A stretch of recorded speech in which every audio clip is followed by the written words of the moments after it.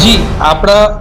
વલસાડ જિલ્લાની અંતર્ગત આવતા NH48, NH56 અને NH848 માં જેટલા પણ પેન્ડિંગ ઇસ્યુઝ છે બધા ઇસ્યુ એક સાથે ડિસ્કસ કરવા માટે અમે નેશનલ હાઈવેના દરેક જે પણ અધિકારી છે, ચાહે પ્રોજેક્ટ ડાયરેક્ટર હોય કે એમનો પ્રોજેક્ટ હેડ હોય, દરેકને અહીંયા આમંત્રણ આપ્યું હતું. એના અંતર્ગત આજે NHAIના અધિકારી, NHના અધિકારી સાથે RNB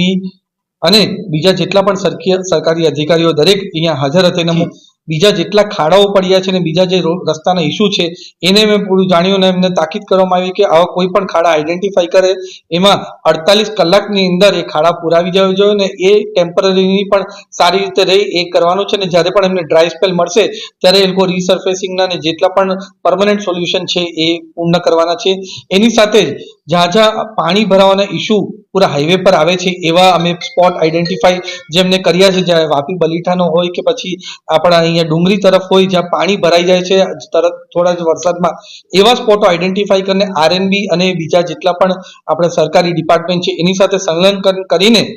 એવા બધા પોઈન્ટ્સ પર પાણીનો નિકાલ તત્કાલ થાય એવું પ્રોવિઝન કરવાની વાતો કરી છે.